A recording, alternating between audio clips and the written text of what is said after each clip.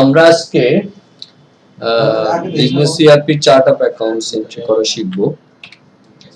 আমরা প্রথমে browser open করে erp.businesserp.biz.on দিলাম।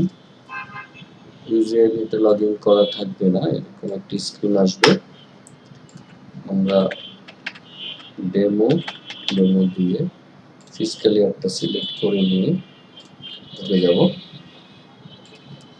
ইউজুয়ালি চার্ট অফ অ্যাকাউন্টসটা আছে অ্যাকাউন্টস এর মধ্যে। চার্ট অফ অ্যাকাউন্টস এর আমরা জানি 4টি পার্ট আছে,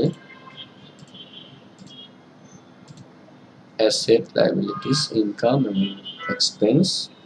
এখানে অ্যাসেটের মধ্যে দুটি পার্ট আছে, non current asset and current asset. Liabilities এ আছে 3টা পার্ট, ইনকামে আছে 2টি part, direct income, indirect income.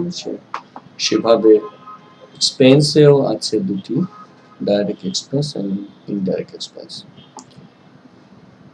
আমাদের সফটওয়্যারে যেটা দুটো পোর্শন আছে, একটা হচ্ছে গ্রুপ হেড আর একটা হচ্ছে actually head of accounts, group head of accounts and postable head of accounts. postable head accounts হচ্ছে যেসব অ্যাকাউন্টস এর ভিতরে যেগুলো যেসব হেড দিয়ে আমরা ট্রানজাকশন করব সেসবকে বলা হচ্ছে হলো postable accounts। আর গ্রুপ হেড হচ্ছে হলো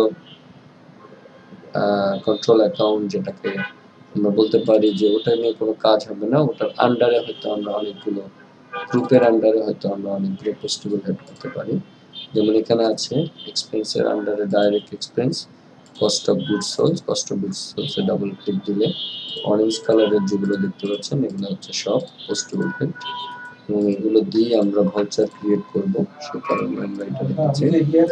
তো আমরা এখানে যদি কোনো ভাউচার ক্রিয়েট করতে চাই তাহলে এখানে রাইট বাটন প্রেস করে আমরা দেখতে পাচ্ছি ক্রিয়েট পোস্টেবল হেড। সেখানে এখানে যে কোনো একটা নাম দিলে ওইটার আন্ডারে পোস্টেবল হেডটা হয়ে যাবে। এটা হলো আমাদের সিস্টেম। আর আমরা যদি কোনো গ্রুপ হেড করতে চাই এটার আন্ডারে একটা পোস্টেবল হেড করতে পারি।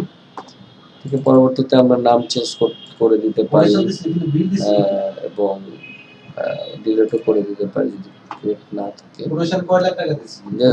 এটা হলো আসলে আমাদের পোস্ট একটি চার্ট অফ অ্যাকাউন্টস ওপেনের নিয়ম। চার্ট অফ অ্যাকাউন্টস তাহলে প্রথমে না করে নিলে অ্যাকাউন্টসের ট্রানজাকশনটা হবে না। আমরা আজকে দেখলাম কিভাবে চার্ট অফ অ্যাকাউন্টসটা করতে হয়। আমার যদি একটা প্রুফ থাকতো তাহলে তো আমি সার্ভারে দিয়ে দিতে পারতাম।